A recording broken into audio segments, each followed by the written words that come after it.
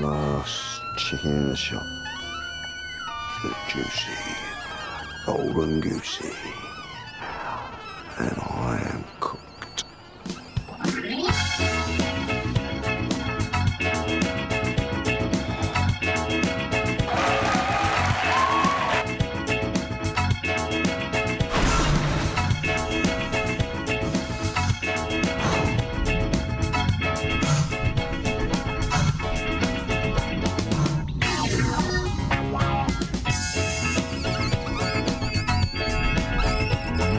Deserts of Sudan, and the gardens of Japan, from Milan to Yucatan, every woman's every man.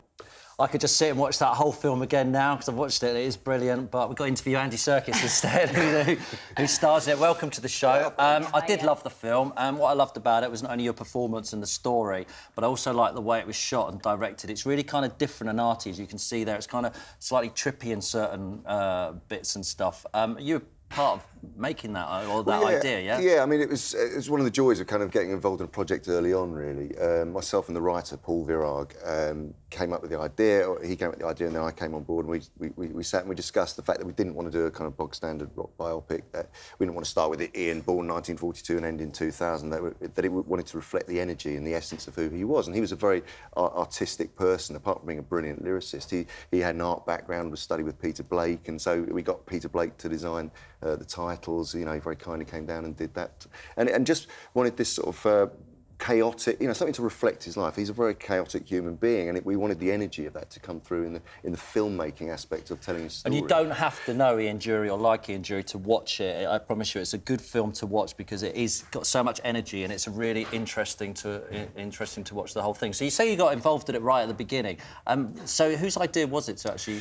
Well, Paul, the writer, and I met in the Blue Post pub in Soho, as we occasionally do, and we've been putting stuff together for some time, projects, small films, short films, and feature film projects. And this is the one that sort of came to light pretty, you know, sort of started to snowball pretty quickly. But we just thought, you know, Paul was looking for a kind of boxing story, a Rocky story, and actually Ian sort of fit the mould for, you know, a great national treasure, British, you know, heroic figure. Who's so for anyone who doesn't know the story, he got polio as a young kid. He went on to have successful hits in the 70s. Absolutely. And he was successful in movies and an artist. Quite iconic figure, really, isn't he? Absolutely. But I mean, but at the core of it, bands like Madness and people like that absolutely loved him. And Blur and Lily Allen, Jarvis Cocker, all of those, you know, people now. Didn't you kind of have to sort of really get into character 6 months early, and didn't you go to the gym and just work on one side of your body so you had the right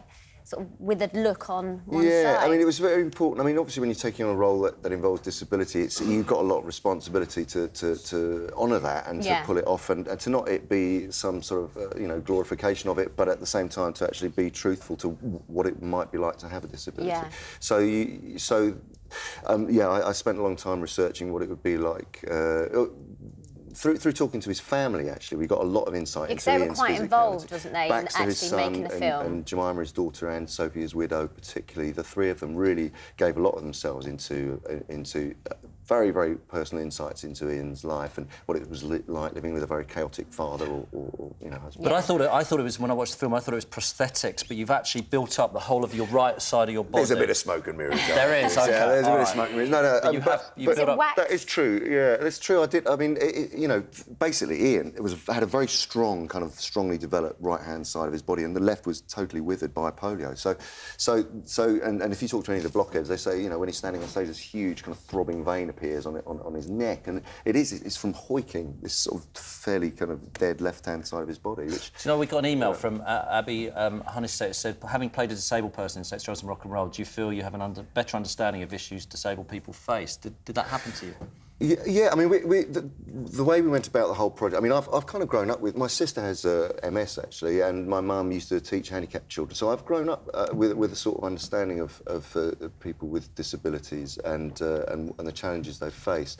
But we also, what we had on set, which is fantastic, actually, was the whole film was shadowed by a disabled filmmaking group called Film 104, and so every single department was... And also we had disabled actors in it, so it was constantly, it was on our, you know, it was on our minds to You just mentioned about the Blockheads, and I know you actually performed with them with a proper live audience. That's right. I mean, that must have been quite amazing. I mean, for the film, we recorded all of Ian's songs, you know, kind of last February. And you actually prior sung, to the shoot. did you? Yeah. All the songs I sing. I mean, Ian wasn't a great vocalist. He was shocking. I mean, you know, he really didn't have a great. His dulcet tones were, you know, he couldn't keep a tune. He couldn't hold a tune basically. But it was all about the delivery of the lyrics. And he always talked about acting through his songs. So I kind of felt confident that I could pull it off because of that. So last February we recorded with the Blockheads in the studio prior to the shoot, and that was amazing. That was the first time really kind of nerve-wracking experience of stepping up to the plate and kind of going... All right. So we got a clip here. This is from the film, so it's not the Blockheads, but it was recorded with the Blockheads. Yeah, and this is you singing. So let's have a. Oh, okay. Let's have a... You can cut the clothing, plain such a pity. I should wear the clothing of Mr. Walter Mitty. See my tailor, he's costume, it's dirty. A little bit of advice, you're quite welcome, it is free. Don't do nothing that is cut price, you know what it'll make you be. They will try their tricky dip by trapping with the ordinary. Get your teeth into a small slice, the cake of liberty!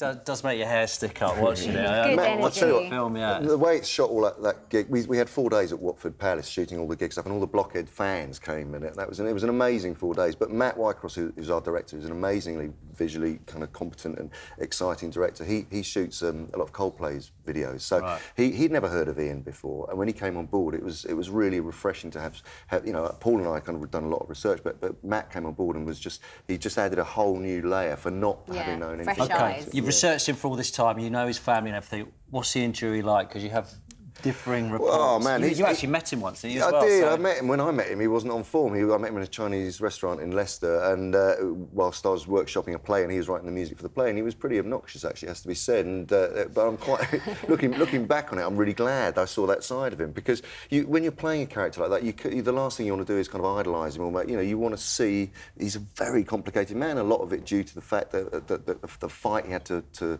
go through to become self-reliant in the early days of all the institutions that he was brought up in and so on.